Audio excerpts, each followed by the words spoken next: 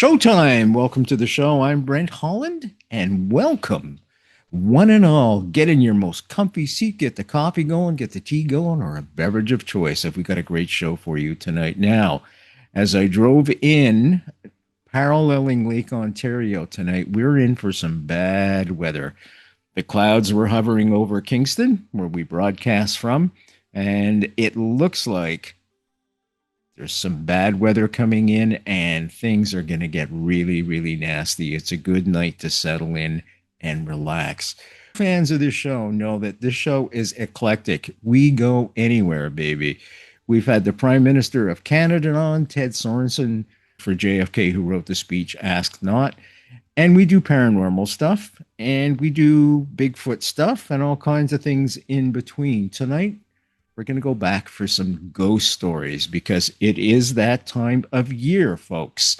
Tonight, we're going to look at ghosts specifically of battlefields.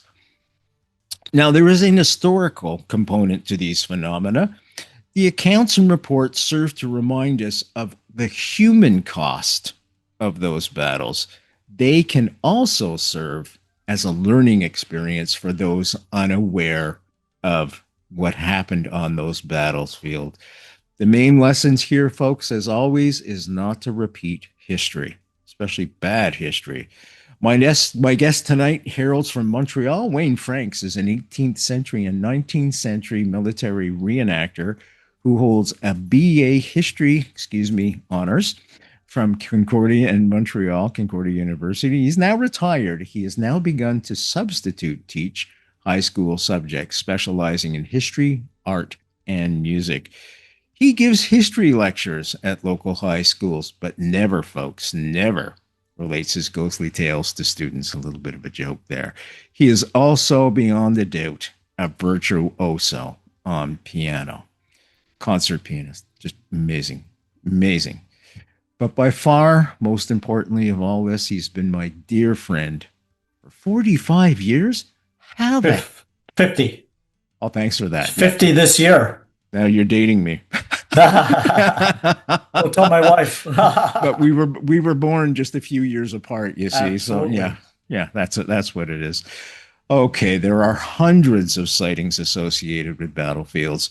Ghostly apparitions have been seen and heard on major battlefields right across the world of all eras. Tonight, we're going to specifically focus in on Civil War battlefields.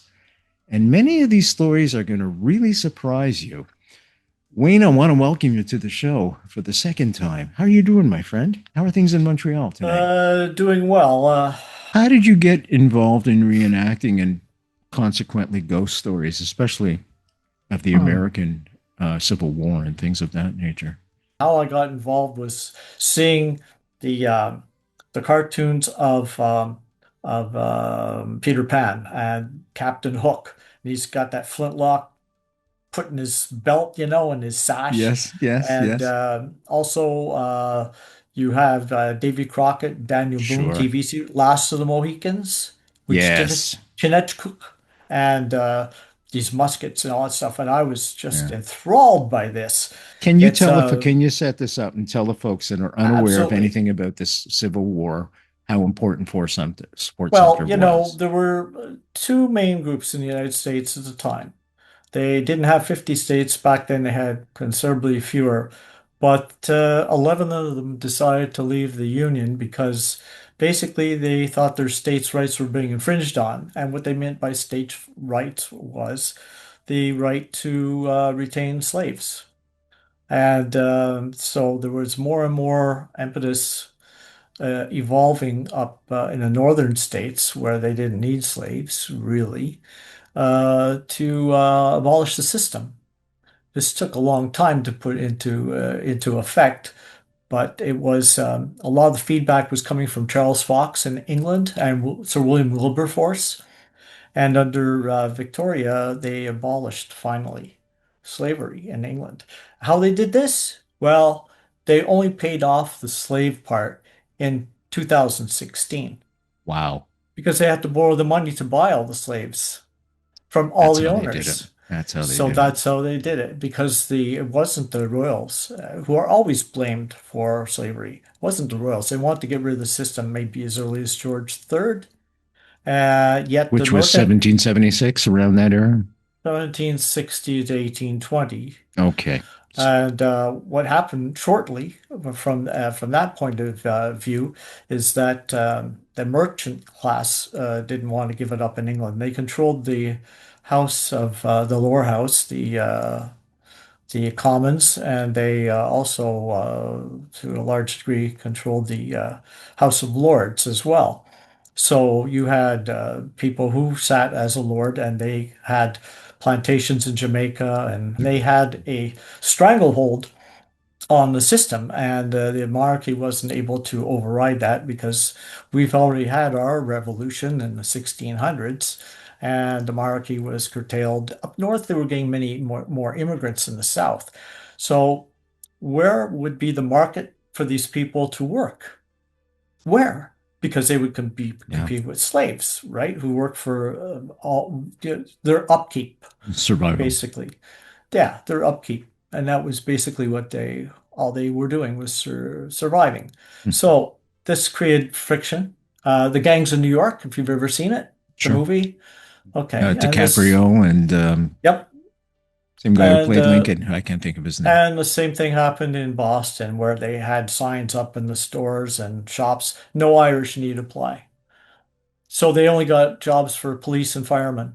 And the same for New York. And there wasn't enough space there for them if they had to expand west and have slave states. So Tidewater, Virginia, was a place that was more open to slavery than what we call West Virginia today. In fact, during the war, about 1863, they actually Hmm. split the state into two. So that's why we have West Virginia as a separate state.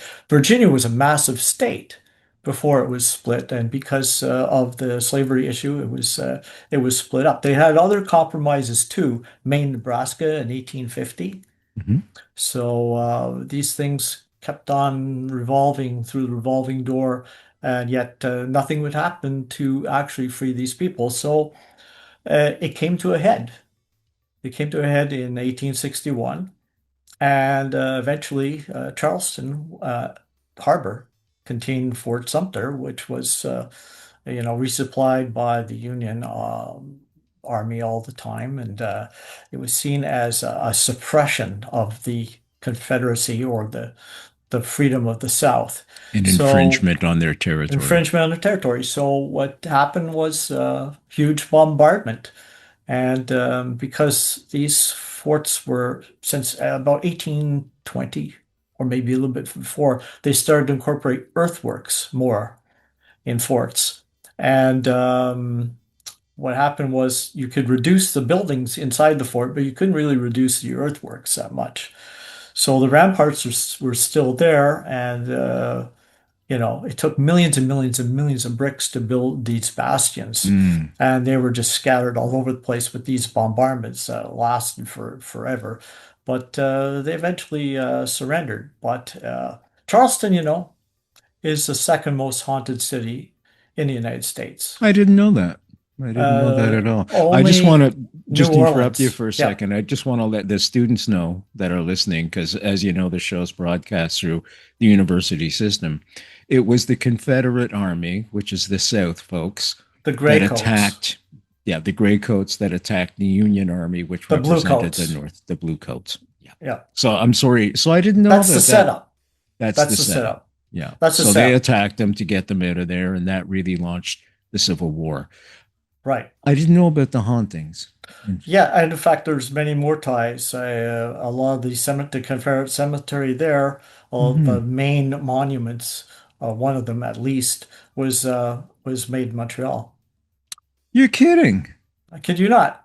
There's much Wow. there's much more we're going to talk about. I have Brent. I have a couple of surprises for you that we'll do towards the end of the segment, the Civil War segment. Okay. That I think you're going to like them. Okay. And the bottom line with the bombardment is that there were many casualties on the Union side. These were gun crews, these were sentries.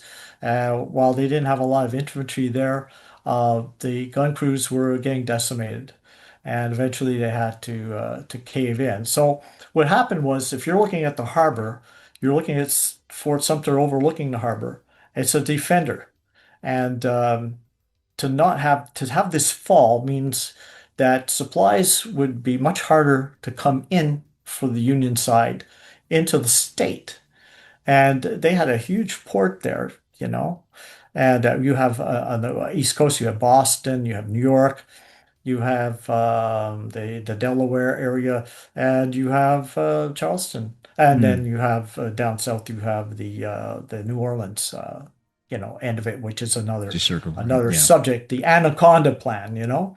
Hmm. And bottom line is that all these batteries on shore were raining fire into the Union-held fort. And for 34 hours, they had smoke, they had flames, they had shouts rolling across the water until Major Robert Anderson surrendered. He had to save his men. They were out of ammo or low on ammo, low on food, low on water, and the war had begun from that point. So what happened is long after the guns went silent, people began reporting moving shadows along the ruined parapets. They're tall, human-shaped, but utterly lacking a distinction, but black and blacker than the night itself. And when I talk about shadow people, I'll do Hmm. that right after this segment. I'll give you a short recap on what we had discussed previously about what a shadow person is. It's a little bit darker than the black of the evening, the black of the night, Hmm. like in your home or in a historic site or whatever. So even after the battle, well after the battle in the 1880s, there were lighthouse keepers. I don't mean light housekeepers, but lighthouse keepers. Hmm. And there was an island called Morris Island right there, and that's where the reefs were and the shoals and stuff were very, very dangerous because you have to guide the ships into the harbor correctly, or else they'd end up on a reef or whatever it is and rocks and be dashed, right? So that's why, it was given safe refuge to pirates also, Mm. Charles. Hmm. It was a pretty safe harbor for them. So, around dawn or just after sunset, they would see these men walking or figures walking along the rampart. Maybe it's just it could be a line. It's not a lot of detail, but something darker than the dark itself. And even Second World War Coast Guard personnel were stationed on the island during harbor defense drills in the 40s during the war. They said that there were figures that appeared against the light of the moon, uh, perhaps not solid enough to be men distinctly, but unmistakably shaped like them. Wow. Yeah. Um, I've spoken to Michel Desrochers, who operates the haunted tours at Castle Loma. Castle Loma, folks, is in Toronto. Casaloma, yes. Yeah, it's a huge castle that was literally built at the turn of the century, My daughter's and been there several times. She's in and Toronto. it's haunted as all get out. Well, So, seriously, I never heard that. oh, I'll have to yeah. go. I have to go. We were there one night, and I was filming Michelle, and you can find her in the archives. And all of a sudden, we started hearing doors slam. There's 3 or 4 floors to this thing, and it's a typical haunted Oh, house castle. We were the only ones in there, and me, right? yeah. She was cool that she said, "Oh, they're saying hello," and I said, "Oh, I'm out of here." All that to say is, Michelle is. I rely on her for feedback about these things, and she said very often, Brent, when young people die in a battle, they don't realize they've passed on because it's so fast and it just happens, and this residue is left over, and they just continue over and over and over again like a time warp. So maybe Yeah. that's part of the explanation. That's my I explanation, don't more or know. less. Well, Yeah.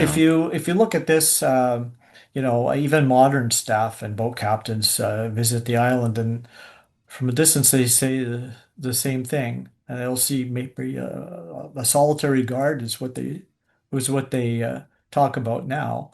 And some people think that these are the first soldiers, but you know, it's just what you say about now we have to talk about time warp. But We yeah, can go yeah. to Antietam if you want. Do you want to go to Uh, Antietam next? The cornfield let's whispers. Go ahead. I'll let you guide let's me. take a look at this thing called shadow people. Sure. Uh, now, uh, I'm a skeptic. Okay, I'm a science, and I should have been from Missouri. The show me state. You know, I got to see it to believe it. I had been exposed to different things in reenacting that I won't necessarily go into. But what had changed my mind specifically was that things happened in my home. And I didn't have an old house. It was built in 63, I think 63 or 64.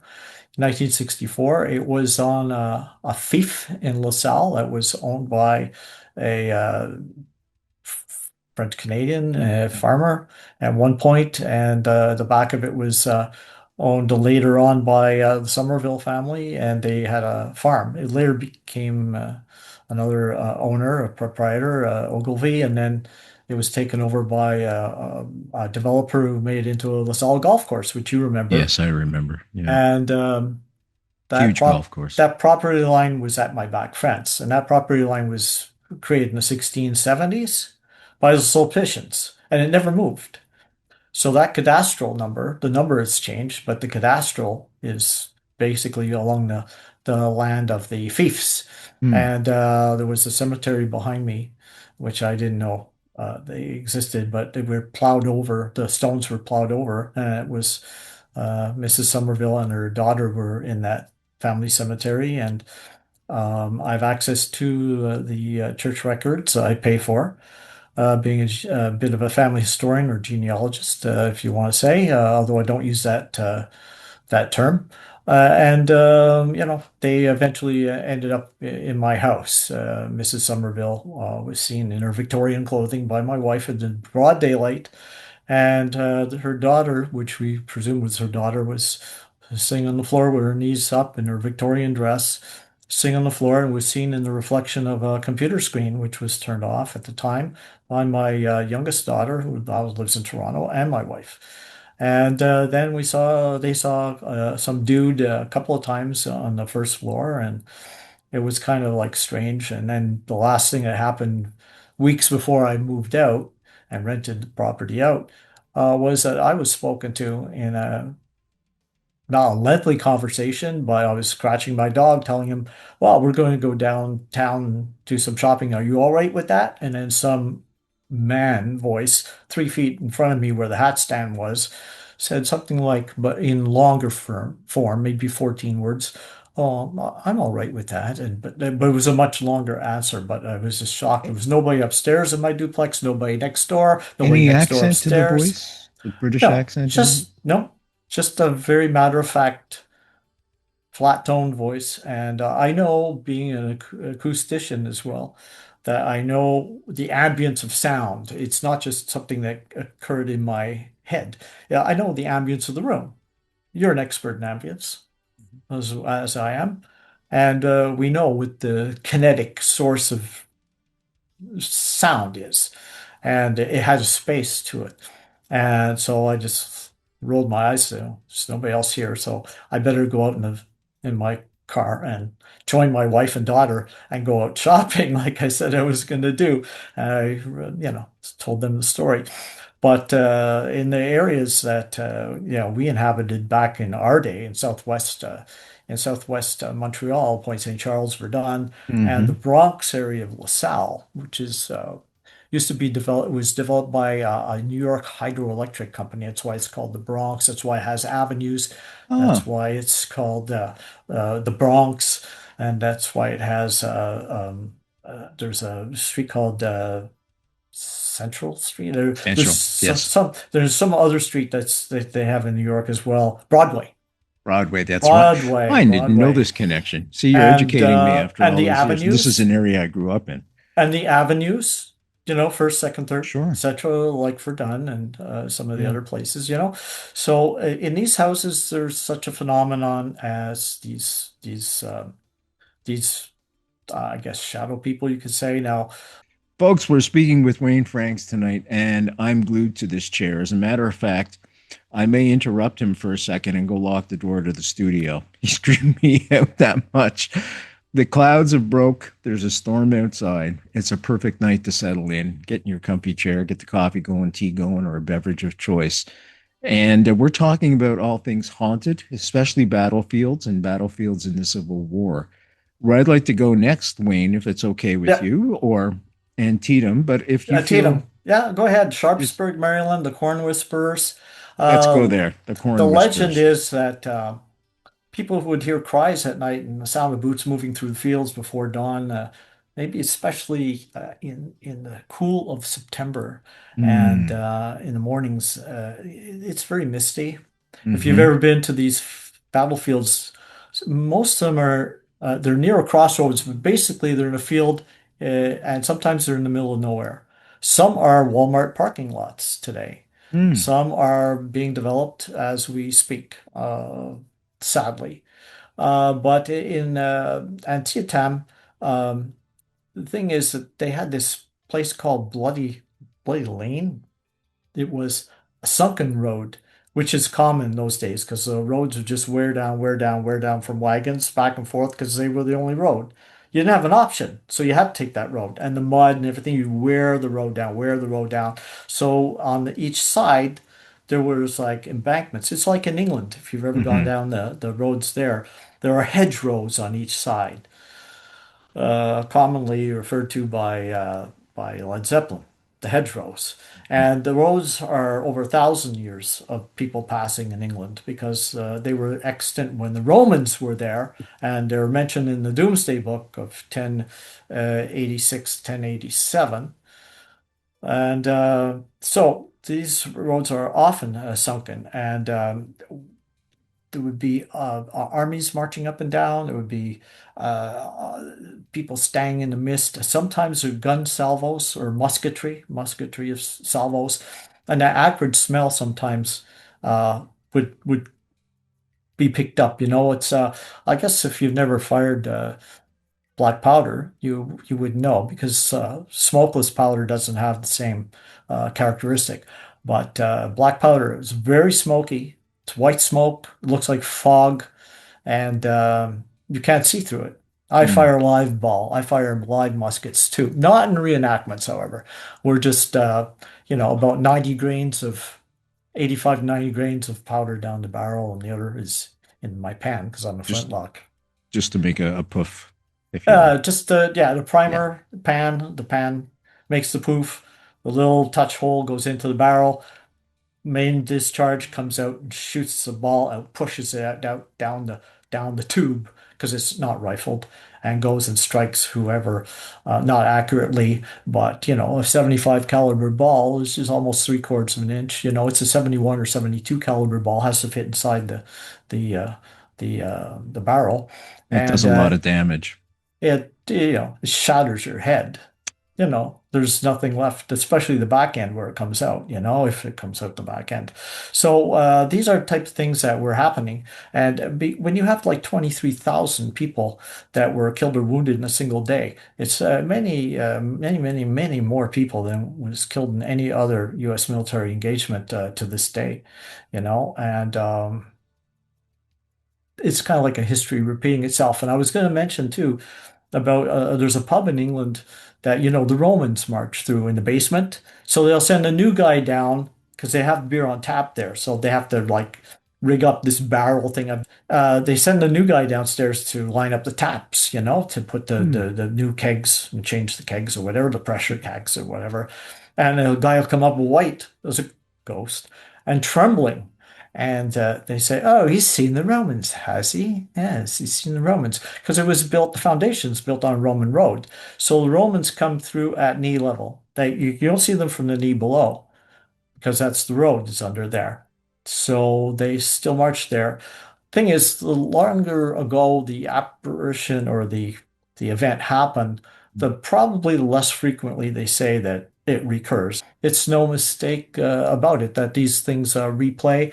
Why? I don't know, but I'm more into the time warp factor that you touched on before Yeah, than there's to something. anything else. I'm not religious. I'm not anti-religious. If you want to really believe in a god, your god, or whatever, I'll defend your right to do so. But there's no religious bone in my body. I'm not, I don't follow anybody. I don't follow Trump or Carney or anybody else. I think Carney's doing a great job, but that's another point. I don't believe in a heaven. I don't believe in hell. Well, actually, hell's here on earth, isn't it? You know, Well, but I I don't think believe we're in, witnessing that right now. yeah, That's for exactly. sure. But I Uh, don't believe in these places, but there's no question that these are happenings that people do see, and they're witnessed by many people. Sometimes, many people. Um, let's look at Gettysburg. If we could move on to sure, Gettysburg. sure. Okay, now you know that I'm a reenactor, Hmm. and Civil War is outside my time frame, but because of Disney and all that, I was exposed to Civil War. I was exposed to Civil War during the centennial Hmm. of that event.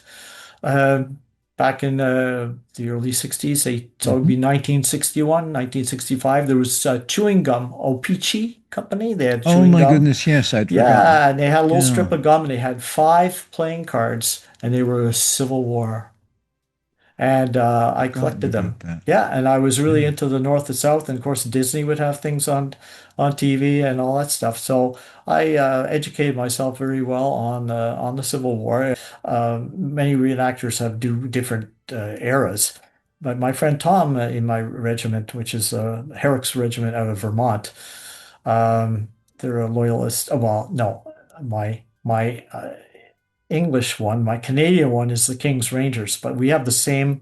They're loyalists, but they Rev War, but they have the same uniforms as the Vermont Green Mountain Boys. And so when they were for the reenactments, when the Herrick's Rangers didn't have very many numbers, and we had a lot of greencoats on the British side, we would go over and we would reenact as Herrick's to balance the two sides out. So Gotcha. the battle would look for the spectators would look more even.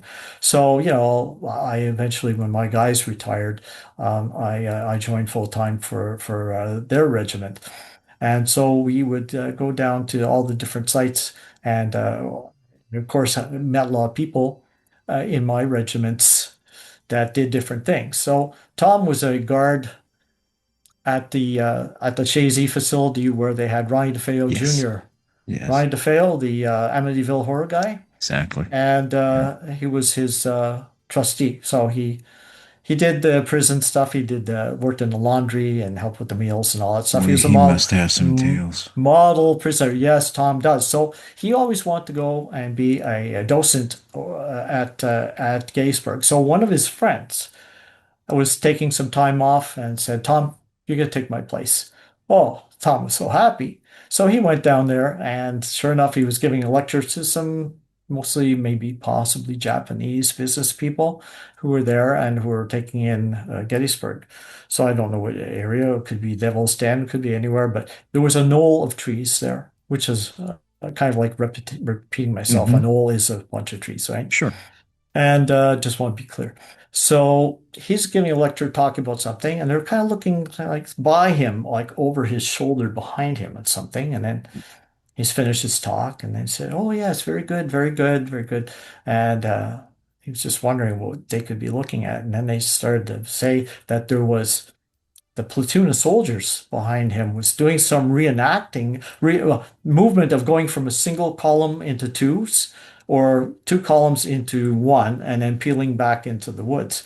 And he said, "We don't have any costume interpreters here today, and we don't have any reenactors." Goosebumps.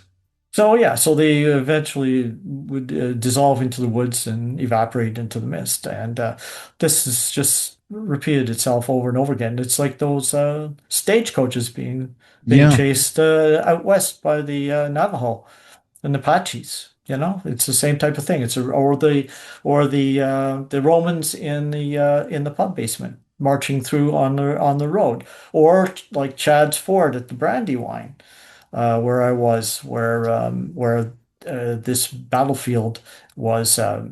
People have a housing development there, so they're looking at their kitchen. They see kind of lights and everything like that, and then look closely. They see the British marching past their backyard from the knees up.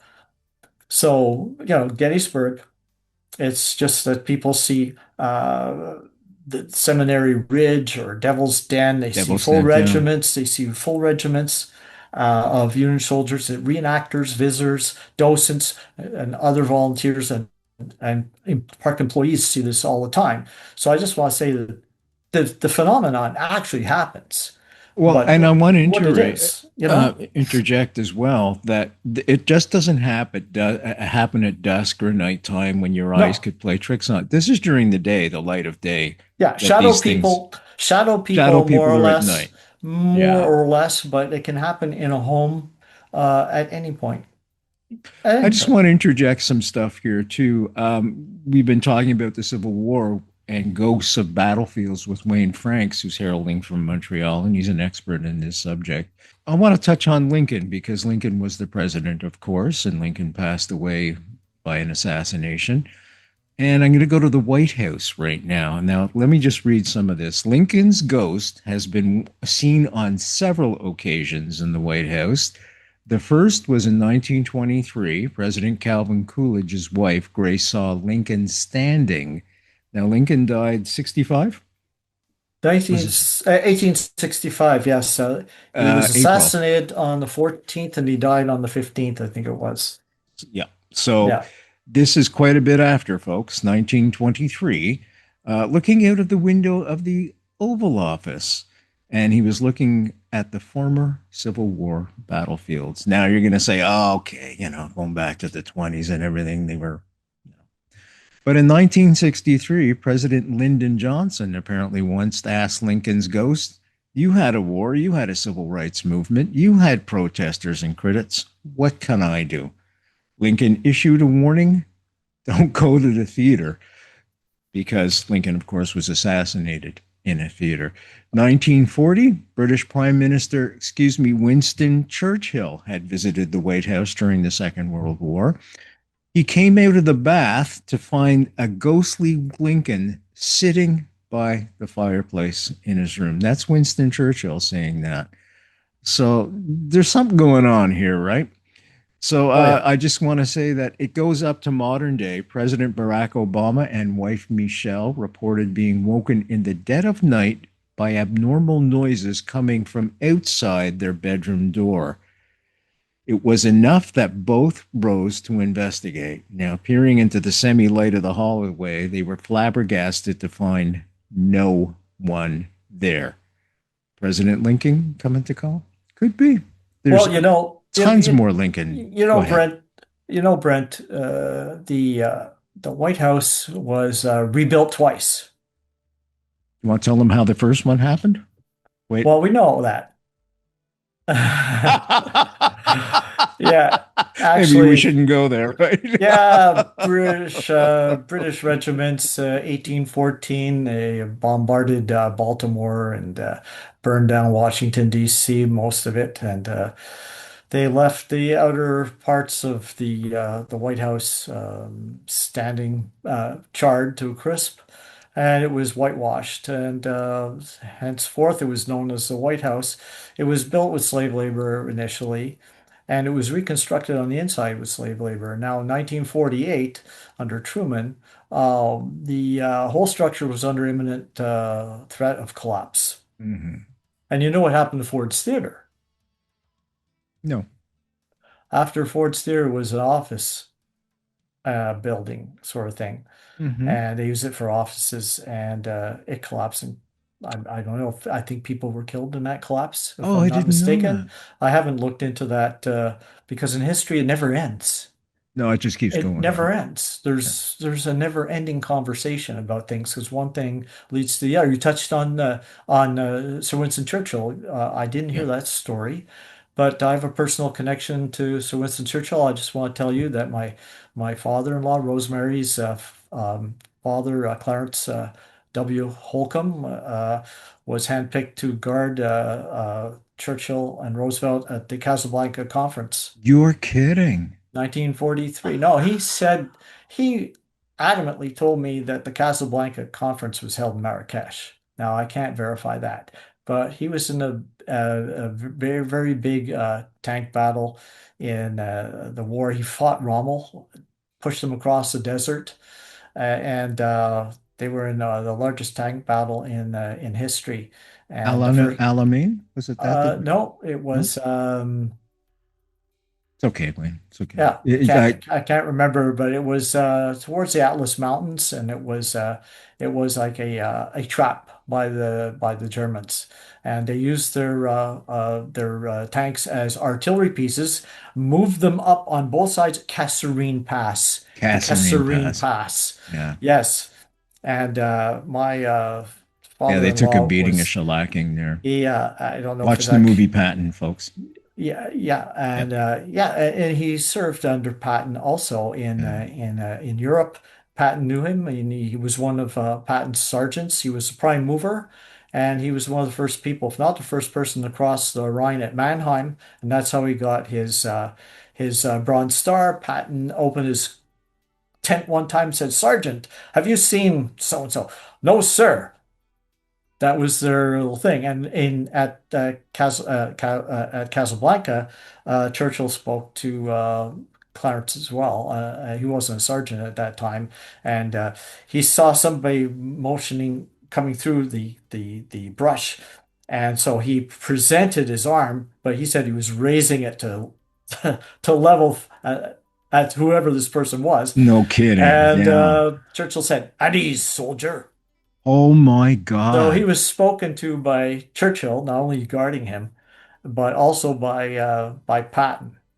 So these are two little things. I have a I family think I history read that story that about is the so soldier. connected to history.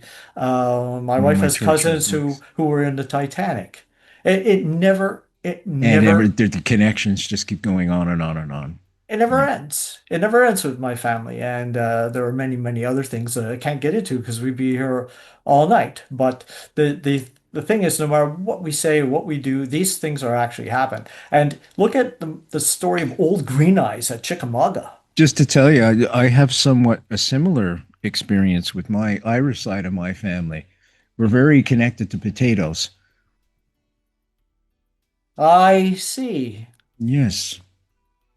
So that I was just I'm just inputting a little bit of a joke there. And we're speaking with Wayne Franks tonight, who was just telling us not long ago that he has people living with him who aren't paying rent. And they just scurry in and out of bedrooms and they scurry in and out of his house all the time. Oh my goodness, Wayne, this is incredible stuff. Incredible stuff. We're educating the folks too, especially about the Civil War. Is there any other stories from Civil War battlefield? I mean, we could do Gettysburg all day. I know there's a story about Devil's Den, which you just related. There's also one about Little Round Top, which I'm just scrolling up to read, and Pickett's Charge we should do too.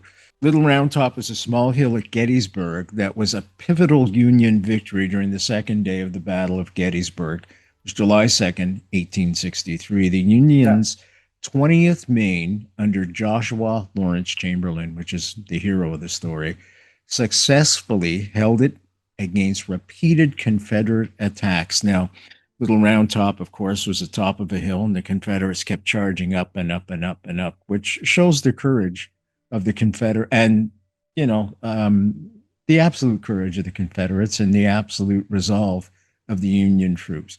This is something I have a hard time wrapping my head around because the Confederates, in my opinion, were fighting for such an unjust cause, and yet they were so passionate and anyways, you can see this battle in the film, in the movie Gettysburg, along with the carnage. Now, a group of dignitaries seeing a brigade of Union soldiers marching and performing maneuvers in the woods, only for them to disappear. This is very similar to what you told about Devil's Den. Park rangers confirmed no soldiers or reenactors were in the area at that time.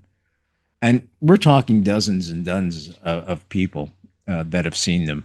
So this isn't just a one-off. Now, Pickett's charge on the third and final day of the battle at Gettysburg, 15,000 Confederate soldiers lined up across an open field approximately 2 kilometers across and against a heavily fortified Union defense position. The Confederates charged across this open field. This became known as Pickett's Charge because he was the commander in charge of the Confederates. Again, in the film in Gettysburg, you can see the desperation of the soldiers caught without cover. It was carnage uh, on that open field. The Confederate casualties, folks, were 6,500. It was a bloodbath, which leads me to the story of the haggard soldier. Visitors report hearing the sounds of battle, such as gunfire and drums, and sometimes voices. Drums. So there's auditory things going there. Some report seeing full apparitions of soldiers, glowing orbs. That's another thing. Other strange images, people have described feeling cold spots, which is very, very common when people run into some kind of apparition, usually in their home. The temperature plummets. Even somebody has reported that a soldier held their hand. Maybe they were passing away at the time and they were reaching out. Who knows? Now, going back to the smell, they could smell cigar smoke and the scent of rotting meat. Some believe cameras are prone to malfunctioning in certain areas. Now, Michelle Desroches told me that very often when she does a ghost hunt tour or something like that, people's cameras, for whatever reason, malfunction. The batteries drain, even though they've just recharged them or put new ones in. This is all a phenomena, I should say, that is convention around these aspirations and things. Wayne, do you want to interject? Well, yeah, it's the same as the old Green Eyes in Chickamauga. There you go. Chickamauga was a There's a good hell of a one. battle here, the story of Chickamauga.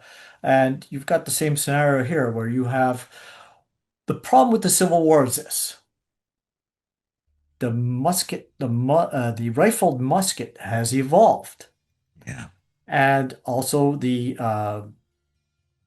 primer cap, the percussion cap mechanism. It's no longer a flint stone striking a piece of steel on the spring, which falls forward, shower of sparks in the pan goes to blast the charge. This is a cap on a nipple, a steel nipple, a little tube type thing that this cap fits on top. Looks like a little hat, but without a brim. A little top hat, but with no brim.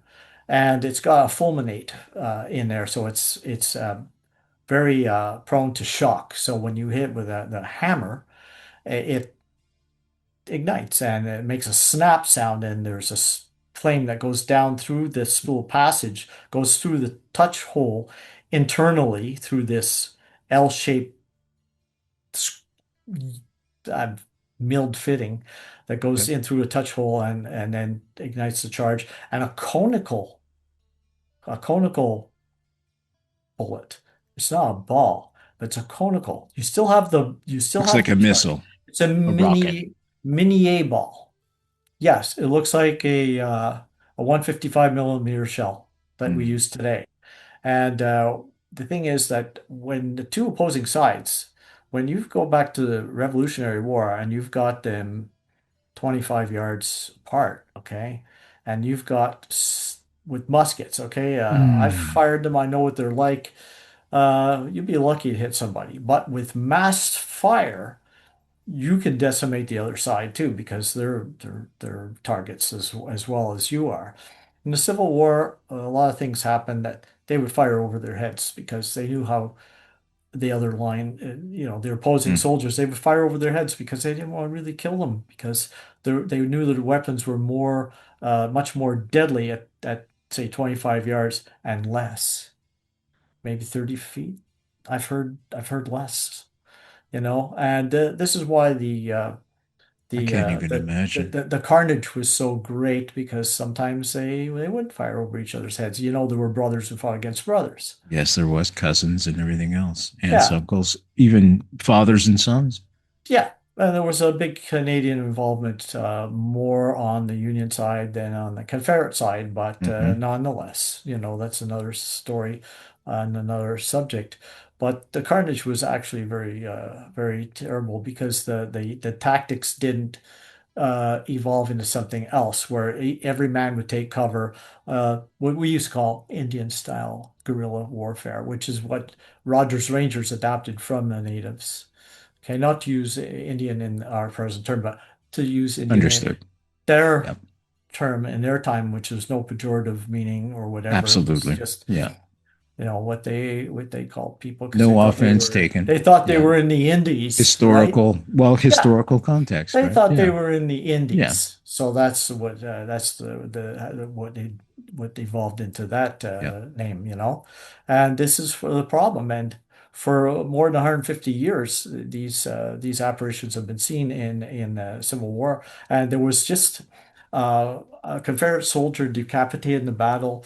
And some other people say that's what this demon is with the green eyes, and others say it was maybe a demon feeding on the energy. It gets to be sometimes it gets to be a little nonsensical what people actually think of, and I don't ascribe those things to that, but I think of it as maybe history replaying itself. The Drummer Boy of Shiloh, there's Yes. another one Yes. where Yeah. the staging area for that battle was right near my wife's cousin's house. You're kidding. Yeah, that yeah. So there's another connection you have. So yeah, not a very good one. I mean, but That's we'll she's forgive had. you. Well, no, All I got is potatoes on my side, as I I have said before. So so many that doesn't even count. But the Drum Boy of Shiloh is late at night. People have heard the rhythmic beats of a drum echoing across the field, and a lot of soldiers in the area at the time in 1862 remember hearing that somehow at night, and they thought it was a young drummer boy killed in chaos. They had musicians as young as 10 or 12. I have my ancestor, my fourth great grandfather, came over with General Brock in the war, and in 1799. And I don't think he saw actual service by 1812 because they were like a semi-retired. The 41st were actually for our American veterans. listeners, General Brock. Who was our hero soldier who stemmed the early tide of American who tried to take the Niagara Peninsula. So Brock's thing was he went from the one side near Niagara all the way to the Detroit side and back and forth and back and forth, and he could do this because he was a brilliant tactician. Hmm. And my fourth great grandfather was one of his sergeants with the 41st Regiment of Foot. And I always suspected he was because what's a James Lang doing all of a sudden emerging, marrying a Catherine Lamontagne with her 200 years of French Canadian history? Where's Hmm. this guy coming from? And I thought, well, maybe he's a discharged soldier. But to find out he actually came over with Brock was something else. So I do have like family ties to these events, and so being my wife's cousin, I mean, big deal. It's not Well, that no, big but a it's there's a you connection know there, right? it's not that big a thing. So that was the Yeah. staging area of the battle. So people would hear all this happening again. At Fredericksburg, you have the the weeping of a lady, I think it was, the weeping spirits Yeah. of Mary's Heights, they call it. Yep. And there were soldiers of moaning and groaning, and The carnage, just there, awful. let's go to a time slip. There was a time slip at the Gettysburg College where two professors in the 1970s entered an elevator in Pennsylvania Hall and descended to the basement, and they found themselves what looked like a wartime hospital when the Hmm. doors opened, and Yes. Yeah. the And smell, the mm, the blood in that that quantity has copper smell. quite a smell. Mhm. And terrified, they went back upstairs, and when they returned with security, it was just an empty basement. So, it's just things happening over and over again, repeating itself, and you find yourself in a position, and it maybe won't happen often, but does it happen when nobody's there? We don't know. Does a tree make a noise if it falls on a forest and nobody's there to hear it? I mean, it probably does, and there's nobody there to see it. But nonetheless, these things really happen. Absolutely. And we see them today, to this day, as recurring segments, a tape loop that comes up, Perhaps, maybe like it just plays perhaps. like those Romans. I'll come back to the Romans. It Couple, was we're going to have to start to wrap up now, but sure. there's a couple of things just to let folks know. Again, I'm going to refer to Michelle Desrochers. She's my go-to person on all things paranormal. And she was saying very often when a spirit passes away, especially on a farm, if that's their most favorite place to be, they're going to go back there. That's why you hear of so many farmhouses being haunted, to spend all eternity there. And that's not a bad thing when you stop and think about it. You go back to your most favorite spot in the whole world when you were alive and you spend your time there. The other thing I want to leave you with is I had mentioned the movie Gettysburg on several occasions tonight. And during the filming of Gettysburg in the early 90s, a disheveled man smelling of sulfur approached the crew. The crew. So, you're talking 20, 25 people who thought he was an extra. He offered them authentic Civil War era musket rounds, not blanks, then vanished just like that. Any final parting words, Wayne? And I want to thank you so much. Yeah, I just want to have a treat for you and our viewers. Great. Okay. Okay. Potatoes? I can't see myself here. Can you see that? I can. Okay, Oh, that and I know is. what that is. Go ahead and tell the folks. Yeah, can't No, that's see. that's good enough. That's good That's enough. good. Okay, that is a Confederate $50 bill. Wow. And that's Jefferson Davis, whose daughters attended Bishop's College. You know Did they that? really? Yes, sirree. I forgot about that Yes, actually. sirree. And they Yeah. went to French Mary Queen of the World school here, and I think it was French. Maybe not that time. Maybe it In was in the Montreal. 1860s. He rented a house from John Lovell, who has a printing firm to this day. John Lovell. He's not still alive. And now take a look at the back. There's the green. Oh my goodness me. And yeah, you might call this a greenback, but this is not really the greenback of the Americans, because in 1863, the United States started to print currency, and there was a big problem with counterfeit. So they wanted a type of an ink that wouldn't be able to be printed like black over or Sure. one or the other, Yeah. and it wouldn't show up under camera because they were also using photography back then to make plates.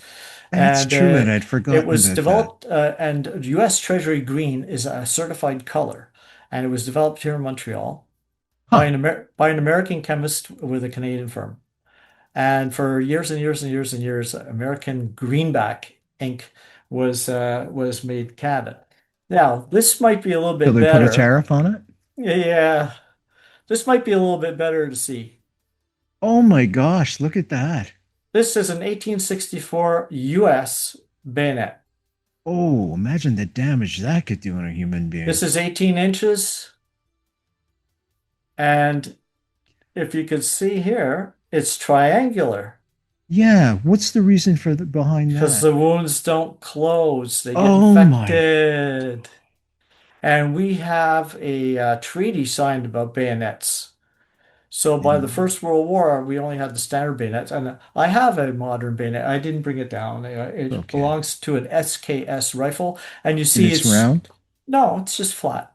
It's just a Just flat. flat bayonet, Okay. and this one here is rather pointy, but the modern bayonets are not very sharp. And you'd think, well, that doesn't make sense. But my friend who served in Vietnam, Hmm. Stan, I think his name was, he back in the 80s, he told me he was with the Seabees, and they were hand-to-hand, slit your throat type combat. Okay. And he trained, and he told me that sticking somebody with a bayonet was like sticking hay. That's his words. So, regardless of the modern bayonet not being as sharp as what this one here is, you can go right through people. You might get stuck in their breastbone or something, but so be it. But it's very dangerous. But I thought, I bought it because it was a historic artifact, and the piece of specie here, the $50 Confederate, it was something that interested me, and that's just was in the right place at the right time. Saw both items, and I thought I'd bring them on the show. Thank you very much for that. Now, Wayne, I'm going to ask you a question I ask everybody that comes on this show. You're literally speaking to every Canadian student across the country and, across America as well, because this shows up on YouTube and it's also shown on the local Cogeco TV channel here in Kingston. What would you say to the youth of today? Well, I would say you have to plan your work and work your plan. Get a vision in sight and don't let go. Never give in and never give up, because you only give up on yourself. And that's the last person you give up on. Because if you give up on yourself, uh, everybody will give up on you, because you have to have the fortitude and the resilience, human resilience. My music and anybody's music is all about human resilience. And that's what everything is, human resilience, especially like classical piano or whatever, because there are no words. It's not just a song about a battle, or electroacoustic piece, which is maybe some ambient sounds, or maybe a train, maybe something, and you're working with that to create an ambient soundscape. But as far as classical piano and my music is concerned, it's all about human resilience. And you have to be resilient today, and you're going to be challenged to do things. Mm, And if you stick to your plan and work it, you're going to go places. Young people today will all at some point mostly stick to it, and you'll all have at some point be worth or be worth $1 million. And it's not a exaggeration. It's because of inflation, I guess. But get into good investments and believe in yourself, get a good career, good education, and work with your hands. Don't be afraid to do anything, and follow your heart and follow your instincts, follow your dreams, find people to love, and they'll love you. And that's your inspiration to keep on going. No matter what happens, there will be challenges throughout life. And just like a boxer, it's all about the times you get up off the canvas and not when you get knocked down. It's all about getting up off the canvas. that's right. And sometimes you have to retreat, but you live to fight another day. And that's what I would say.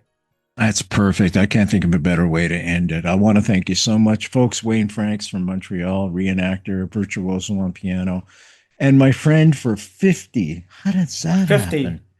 Five Yeah. zero.